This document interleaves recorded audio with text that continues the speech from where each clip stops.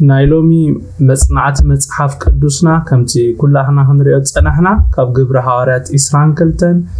كاب 10 شوعات كساب 30 زلو حسابي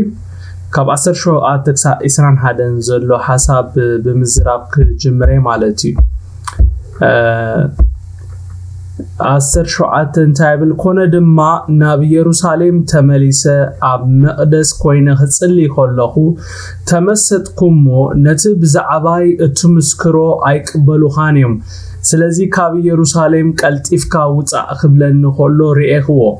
انا اغويتاي انا نتوم باخا زامنو اسرومن ابيت صلوت وقعمن كم زنبركو بعلاتهم يفلطيم دم استيفانوس مسكر كخفسسو هولو دما بعلي مساتاتهم سميره ابو دويله نيره كداونتي اتوم زقتلوون حلخو بالكون سخا انا نروحنا بحزاب الخكالخمو كيد بلني بل زغبل زي ما قصلتانايت زحلفه سمون مصنعتنايو زحلفه سمون معرف اسران كلتن كاب قطري 116 رينا نيرنا لوم دما ما قصلتاناتو خنرينا مالتي حواريا باولوس غويتا ببرهانو مستراخبو نيوتو حنسابن حوارون مسلوطو نتي ناب دماسقو زخدو مدراوي تلئخو حديغو كال حدش سمياوي تلئخو تقبيلو ناب يروساليم كم تملسينا اب نايلوم مصنعتنا نري زلنا እግዚአብሔር ስሙ ይባረክ ሎም እዚ ኣብ ህይወትና ይሁን አሜን ደ ኦዱሳን ምድራዊ ተልእኮ የህዲጉ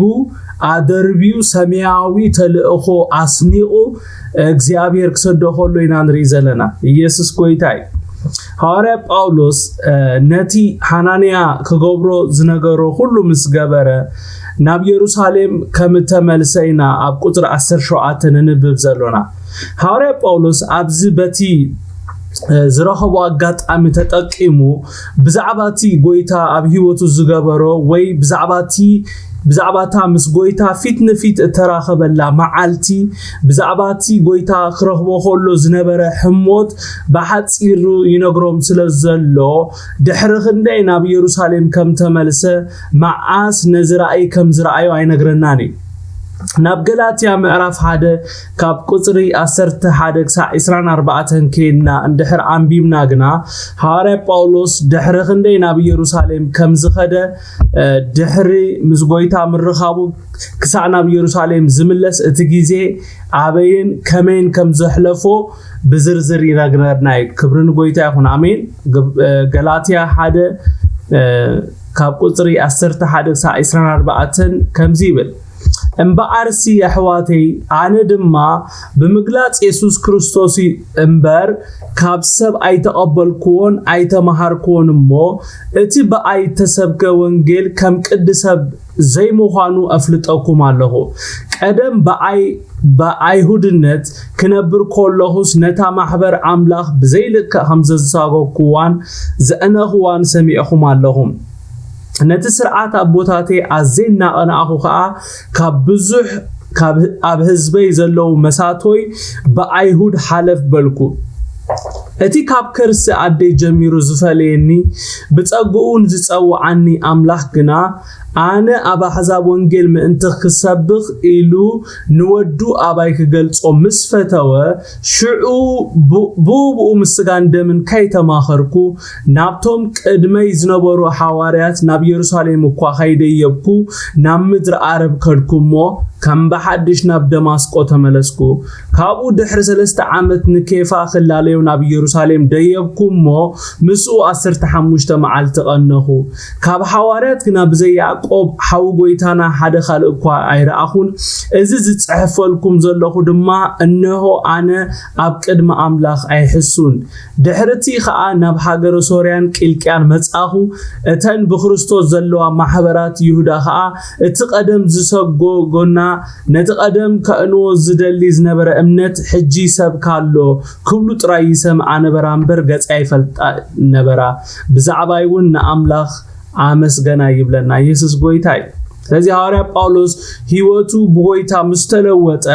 ቅድሚ ናብ ኢየሩሳሌም መምላሱ ዝገበሮ ነገር እንታይ እንድሕር ኢልና ምስጋ እንደምን ከይተማኸረ ናብቶም ቅድሚኡ ዝነበሩ ሐዋርያት ከይደየበ ናብ ምድረ ዓረብ ብምኻድ ኣብኡ ንዝተወሰነ ዓመታት ድሕሪ ምጽናሕ ናብ ደማስቆ ከም ተመልሰ ድሕሪ 3 ዓመት ከምዚ ኣብ ገላትያ ሓደ ዘንበብናዮ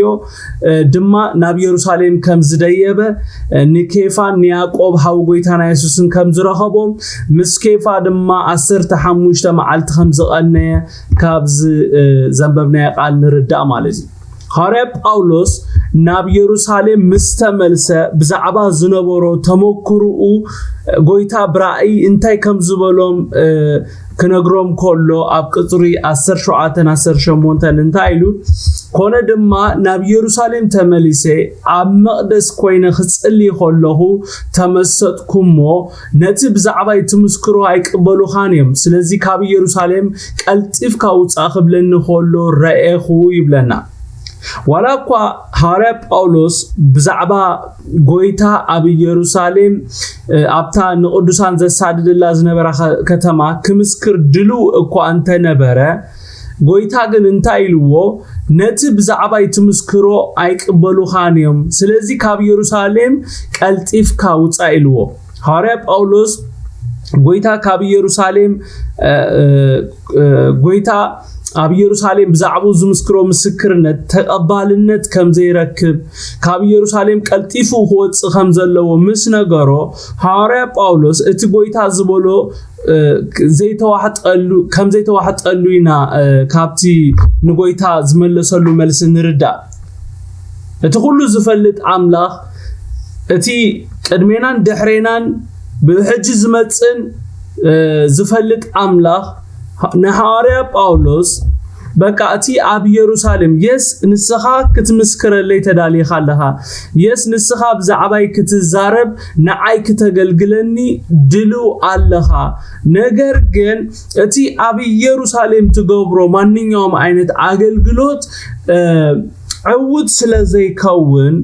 ዕውት ስለዘይከውን ተቀባልነት ስለዘይትረክብ በዚ ድማ ዲስካሬጅ ክትከውን ስለዘይደልየካ ተስፋ ክትቆርጥ ስለዘይደልየካ እቲ ኣብ ኢየሩሳሌም ምስባካ ሓደጋ ስለዘለዎ ካብ ኢየሩሳሌም ቀልጢፍካ ውጻእ ኢልዎ ጎይታ ሐዋርያ ጳውሎስ ግን ኣይተዋሕጠሉን ኣብ ቁጽሪ 19 ኢስራን ከይድና ክነንብብ ኮለና ሐዋርያ ጳውሎስ እንታይ ኢልዎ ኣነ ኸኣ ጎይታ ኣነ ነቶም በኣኻ ዝኣምኑ ኣእስሮምን ኣብ ቤት ጸሎት እወቅዖምን ከም ዝነበርኩ በዓላቶም ይፈልጡ እዮም እንታይ ዝብል ዘሎ እንድሕር ኢልና ክቕበሉን እዮም ዝብሎ ዘሎ ደም እስጢፋኖስ ምስክርካ ከፍስሱ ከለው ድማ በዓለይ ምሳታቶም ሰሚረ ኣብኡ ደው ኢለ ነይረ ክዳውንቲ እቶም ዝቀተልዎ ሓለኹ በልክዎ ይብለና ሐዋርያ ጳውሎስ ኣብዚ ንጎይታ እንታይ ዝብሎ ዘሎ እንድሕር ኢልና ሰባት ነቲ ናይ ቀደም ህይወተይ መን ከም ዝነበሩ ኣጸቢኦም ስለዝፈልጡ በንጻሩ ብዙሓት ምስክርነተይ ክቕበሉ እዮም ኢሉ ንጎይታ ነቲ ሁሉ ዝፈልጥ ኣምላኽ ዝነግሮ ዘሎ ጎይታ ነቲ ሐዋርያ ጳውሎስ ዝበለሶ ምስ ሰምዐ ኣብ ቁጽሪ 21 መሊሱ እንታይ ኢልዎ ንሱ ኸኣ ኣነ ንርሑቕ ናብ ኣሕዛብ እልእኸካ ኣለኹሞ ኪድ ክብሎ ከሎ ንርኢ ኢየሱስ ጎይታ እዩ አሜን ዶ ከምቲ ኢዮባ ዝበሎ አንቶይ ክዛረብ ከሎ ሰማዕናዮ ኣነ ንስኻትኩምን ውጽኢታውያን ንኸውን ብዙሕ ፍረ ነፍሪ ኣበይ እንድሕር ኢልና ኣብቲ ጎይታ ዘቐመጠና ከምቲ ጎይታ ዝበለና ክንገብር ኮለና እዩ ካብቲ እግዚአብሔር ዝበለና ወጻኢ ክንገብር ኮለና ኣብቲ ጎይታ ዘየቐመጠና ክንቅመጥ ኮለና ሓደ ነቶም ዝሰርሑ ነቶም ዝዓዩ ዕንቅፋቲና ንኸውን ካልኣይ ድማ ብዘይ ፍሬና ዘመንና ንውድኦ ሓደ ሰብ ኣብ ትክክለኛ ቦታ ከም ዘሎ ብኸመይና ንፈልጥ እንድሕር ኢልና ኣብቱ ዝገብሮ ነገር ሳክሰስ አሎ ፍረ አሎ እግዚአብሔር ስሙ ይባረክ አሜን ዶ در 10 ዓመት ኣብ ሓደ ቦታ ኮፍ ኢልካ እሞኻ ምንም ዓይነት ፍረ ዘይትሪ እንድሕር ኮንካ ቦታ ሃይኮነን እንድሕር እግዚአብሔር ኣቐሚጡናሲ ዝረአይ ነገር ኣሎ ፍረ ኣሎ ኣነ ንስኻትኩምን ጻውዒትና ፍረ ክንክፈሪ ኢና ተጸውዒና እግዚአብሔር ስሙ ይባረክ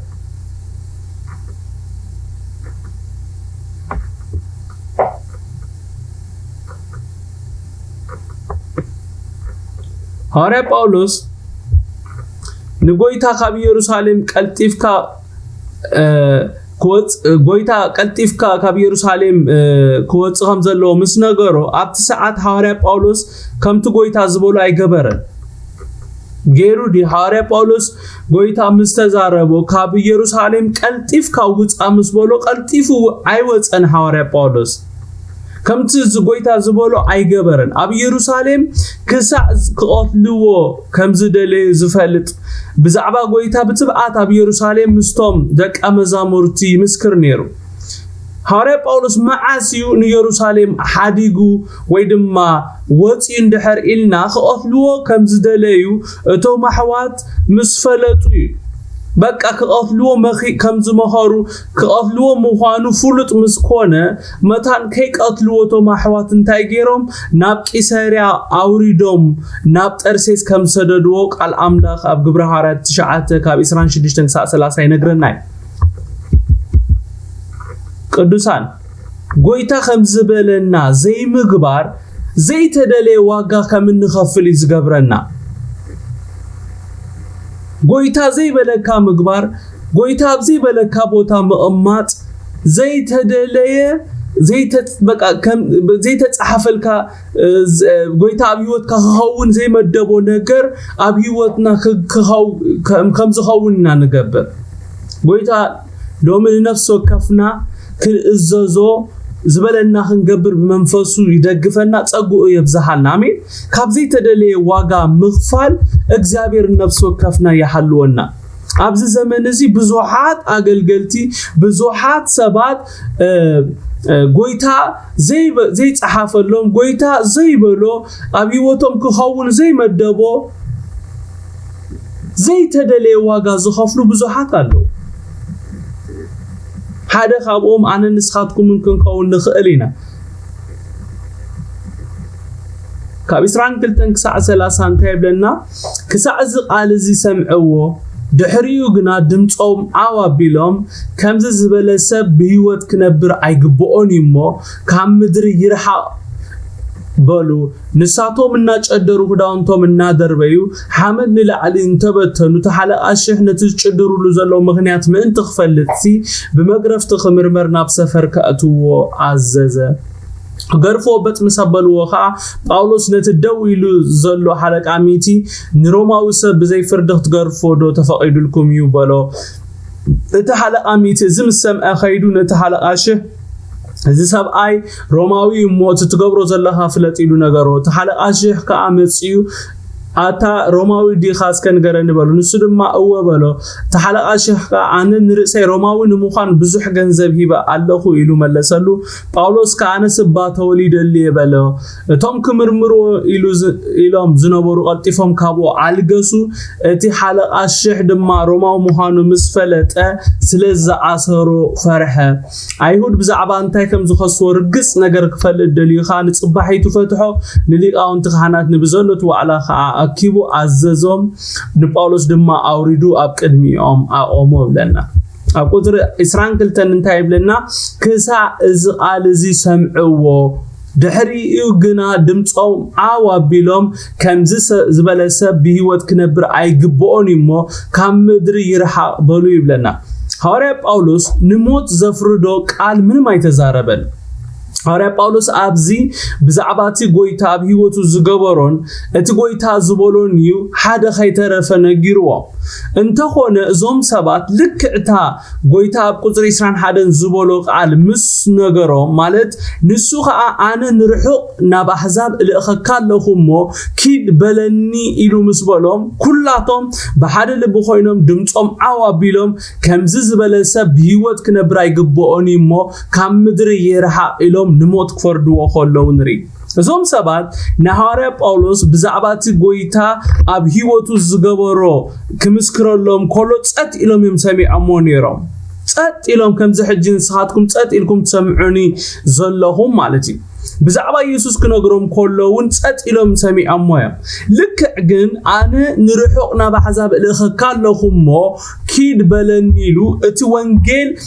ንኣይሁድ ጥራይ ዘይኮነስ ንኣሕዛቡን ዝውክል ከም ዝኾነ ምስ ነገሮ ምስ ተዛረበ ኣዝዮም ክቁጥዑ ከለዉ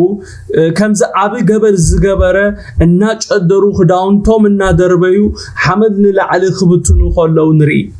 ተሓለቃሽሕ ጸጥ ኢሎም ክሰምዕዎ ከምዘይ ጸንሑ ብሓንሳብ ልውጥ ምባሎም ኣዝዩ ስለዘሰንበዶ እቲ ከምዚ ክኾኑ ዝገበሮም ምኽንያት እንታይ ምዃኑ ክፈልጥ ወዲያው ብመግረፍቲ ክምርመር ናብ ሰፈር ከእትውዎ ክእዝዝ ከሎ ንርኢ ማለት እዩ ኣብ 23-24 እንታይ ይብለና ንሳቶም እናጨደሩ ክዳውንቶም እናደርበዩ ሓመድ ንላዕሊ እንተበተኑ ተሓለቃሽሕ ነቲ ዝጭድሩሉ ዘለዎ ምኽንያት ምእንቲ ክፈልጥሲ ብመግረፍቲ ናብ ሰፈር ከእትውዎ ኣዘዘ ይብለና ሐዋርያ ጳውሎስ ናብዚ ሁሉ ዘብጽሕ ነገር ምንም ዝገበሮ ነገር የለን እንተኾነ እዞም ሰባት ካብ መጀመርታ ንሐዋርያ ጳውሎስ ናይ መቕታል መደብ ስለ ዝነበሮም ነቲ ዝረኸቡ ኣጋጣሚ ንምጥቃም ዝከኣሎም ክገብሩ ከለዉ ኢና ደጊምና ኣብዚ ንርኢ ዘለና ኣብዚ ሐዋርያ ጳውሎስ ንእግዚአብሔር ኣምላኽ ከመይሉ ካብ ትጉጉይ መንገዱ ናብ ትቁኑዕ መንገዲ ካብ ድቕድቕ ጸልማት ማለት ካብ ምስጓ ካብ መቕታል ሰብ ካብ አንጻር ፍቃድ ኣምላኽ ምኻድ ከመይ ገይሩ ከም ዘውጾ ናብ ፍቃዱን ከም ዝመለሶ እዩ ተዛሪቡ ብዚ ኣብዚ ሐዋርያ ጳውሎስ እቲ ሁሉ ዝኽእል ከመይ ገይሩ ዓንፈቱ ከም ዘቀየሮ ካብ ሞት ናብ ህይወት ከም ዘሰጋገሮ ጥራይ ነጊርዎ ኣብዚ ሐዋርያ ጳውሎስ እዚ ናተይ ታሪክ ዝለወጠ ኣምላኽ ካብቲ ጉጉይ መንገዲ ናብቲ ቁኑዕ መንገዲ ዝመለሰኒ ናብቲ ናቱ ምኽሩ ዘእተወኒ ኣምላኽ ንኣኻትኩምን ክልውጠኩም ይከኣለዩሞ ፍቐዱሉ ናብኡ ተመለሱ ዝብል መልእኽቲ ዞም ኣመሓላሊፉሎም ኣብዚ ሐዋርያ ጳውሎስ ነዚ ክትገብሩ ኣይተጸዋዕኹምን እግዚአብሔር ነዚ ኣይመደበኩምን ኣብ ህይወት ነፍስ ወከፍኩም እግዚአብሔር ዓብ መደብ ዓብ ምኽሪ ዓብ ዓላማ ኣለዎ ኣብዚ ተጻሕፈልኩም ይኹም ትነብሩ ዘለኹም ተመለሱ ዝብል መልእኽቲ እዩ ካብ ህይወቱ ብምስካር ዘመሓላልፈሎም ዘሎ እንተኾነ ሃይማኖት የዕንቶም ዘዕወሮም ሰባት ስለ ዝነበሩ ንምኽሪ እግዚአብሔር ክነጽግዎ ከለዉ ኢና ኣብዚ ንርኢ ዘለና ቶም ወታደራት ሮማውያን ትእዛዝ ናይቲ ሓለቃሽሕ ሰሚዖም ክገርፍዎ በጥ ምስ ኣባልዎ ሐዋርያ ጳውሎስ ወዲያው ጥበቡ ተጠቂሙ ካብቲ ዘስካሕከሕ መግረፍቲ ከምልጥ ከሎ ድማ ንርኢ ማለት እዩ ካብ 25 ክሳብ 28 ክነንብብ ከለና እንታይ ይብለና ክገርፍዎ በጥ ምሰበልዎ ከዓ ጳውሎስ ነቲ ደው ኢሉ ዘሎ ሓለቃ ሚእቲ ንሮማዊ ሰብ ብዘይ ፍርድ ክትገርፎዶ ተፈቒዱልኩም እዩ በሎ ተሓለቃ ሚእቲ እዚ ምስ ሰምዐ ኸይዱ ነቲ ሓለቃሽሕ እዚ ሰብኣይ እዚ ሮማዊ እዩ እሞ እትገብሮ ዘለኻ ፍለጥ ኢሉ ነገሮ እቲ ሓለቃሽሕ ከዓ መፂኡ ኣታ ሮማዊ ዲኻ እስከንገረኒ በሎ ንሱ ድማ እወ በለ ተሓለቃሽሕ ከዓ ነንርእሰይ ሮማው ንምዃን ብዙሕ ገንዘብ ሂበ ኣለኹ ኢሉ መለሰሉ ጳውሎስ ካነ ስባተ ወሊደልየ በሎ ይብለና እቶም ወታደራት ሮማውያን ናይ ገዛ ርእሶም ሕጊ ክመሓላለፉ ከለዉ ኢና ኣብዚ ንርኢ ዘለና እቲ ሕጎም እንታይ ዝብል ብፍላይ ንሮማዊ ዝምልከት ሕጊ ማለት እዩ እቲ ሕጎም እንታይ ዝብል ከምቲ ሐዋርያ ጳውሎስ ዝበሎ ብዘይ ፍርዲ ማለት ከይመርመርካ ገበነኛ ኮይኑ ከይረኸብካዮ ንሓደ ሮማዊ ኣይተኣስሮን ኣይትገርፎን ኢኻ ሐዋርያ ጳውሎስ ኣብዚ መሰሉ ዝፈልጥ ሰብ ብምንባሩ ካብቲ ዘስካሕከሕ መግረፍቲ ሮማውያን ከምልጥ ከሎ ኢና ንርኢ ዘለና ንሐዋርያ ጳውሎስ መሰሉ ምፍላጡ እዩ ካብ መግረፍቲ ኣድሒንዎ ኣብዚ ስለዚ ንሕናውን ኣብቲ እንነብረሉ ሃገር መሰልናን ግቡእናን ክንፈልጥ ይግባአና እዩ ምክንያቱም መሰልና ምፍላጥና ልክ ከም ሐዋርያ ጳውሎስ ካብዘይ ተደለየ ዋጋ ምኽፋል ስለዘድሕነና ማለት እዩ ኣብዚ ካብዘይ ተደለየ ዋጋ እዩ ካብዘይ ተደለየ ዋጋ ምኽፋል እዩ ሐዋርያ ጳውሎስ አምሊጡ ክብርን ጎይታ ይኹን እዚ እውን ሓደ ጥበብ እዩ ኣብቲ እዋን ኣብቲ በዓል ሐዋርያ ጳውሎስ ኣብዝነብረሉ እዋን ብሰለስተ መንገዲ እዩ ሓደ ሰብ ሮማዊ ዝኸውን ነገር ሮማዊ ዝኸውን ነይሩ እቲ ቀዳማይ ከምቲ ሐዋርያ ጳውሎስ ዝበሎ ብምውላድ ክኸውን ከሎ እቲ ካልኣይ ድማ ፉሊ ነታ ሃገር ፉሊ አበርክቶ ንዝገበረ ሰብ ንፉሊ አገልግሎት ሃገር ከም ጻማ ወይ ድማ ዓስቢ ይወሃብ ነይሩ ሳልሳይ ድማ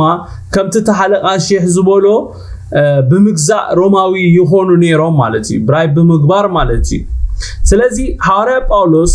በገንዘብ ወይ ከም ጻማ ወይ ዓስቢ ዘይኮነስ ብምውላድ ነቲ ናይ ሮማዊ ዜግነት ከም ዝረኸበ ኣብዚ ክዛረብ ከሎ ንሪኦ ኣለና ማለት እዩ ኣብ ቁጥሪ 9 እንታይ ብለና እቶም ክምርምርዎ ኢሎም ዝነበሩ ቀልጢፎም ካብኡ ኣግለሱ እቲ ሓለቃ ሼህ ድማ ሮማዊ ምዃኑ ምስ ፈለጠ ስለ ዝኣሰሮ ፈርሐ ይብለና እቶም ክምርምርዎ ዝብለና እቲ ምምርማር ከምቲ ኢዮባ ዝበሎ ስልካ እንታይ ጌርካ እንታይ ኢልካ ሚኻኤሎም ኮፍ ኢሎም ናሓተቱ ብምጽሓፍ ኣይኮነን ከምዚ ናይ አሜሪካ ቤት ማዕሰርቲ ጎንተናሞዲ ገለ ዝበሃል ነዞም ሰብ ዝቆትሉ ንዖም ዝምርምርዎ ከምኡ ዓይነት ምርመራ እዩ ብጣዕሚ ብርቱዕ ምርመራ እዮም ዝምርምርዎ ማለት እዩ እቲ ዝደልይዎ ሚስጥር ንምርካብ ዝኾነ በቃቲ እቲ ሰብ ክጻወሮ ዘይክእል መቕጻዕቲ እዮም ዝጥቀሙ እቶም ክምርምርዎ ኢሎም ዝነበሩ ቀልጢፎም ካብኡ ኣልገሱ ክብለና ከሎ ብበትሪዮም ክምርምርዎ ሓሲቦም ብመግረፍቲዮም ክምርምርዎ ሓሲቦም ነይሮም ስለምንታይ እዩ እቲ ሓለቃ ሼህ ፈሪሑ እንድሕር ኢልና ሓደ ሮማዊ ሰብ ዘይፍርዲ ክገርፎ ኢሉ ብምእሳሩ ኸውን ከሎ እቲ ካልኣይን ቀንድን መፍርሒኡ ምክንያት ግና መሰሉ ዝፈልጥ ሮማዊ ብምእሳሪ ኣብዚ ዓዲ ኣብዚ ንነብረሉ ዘለና ዓዲ ዋላ ኣብቲ ንስኻትኩም ትነብሩሉ ዓዲ እቶም ፖላይስ መሰልካ تفلت عند حركوينكا حق تفلت عند حركوينكا بوليس يكون وده حجر يكون عند حر مسلكا تفلت سب عند حركوينكا عيدافرو خانه استبيلكم عند حركوينكم مالتي اتا حجر كاباخات تصبيو نجر جبوخان مسلكا تفلت عند حركوينكا مانيبيليت هيجبرو خانه كعمصوخا عيدفرونيا ስለዚህ መሰልካ መፍላት አዝዩ አገዳስ መሰልካ መፍላት ዘይኮነ ጥራይ ዘይኮነስ መሰልካን ጉቡኻን መፍላት ማለት እዩ እዚ ሮማዊ ስለምንታይ ፈሪሕ እንድሕር ኢልና ሐዋርያ ጳውሎስ ተመሊሱ ነቲ ክእሰር ነቲ ክግረፍ ትእዛዝ ዘመሓላለፈ ሓለቃሽሕ ተመሊሱ ክኸሶ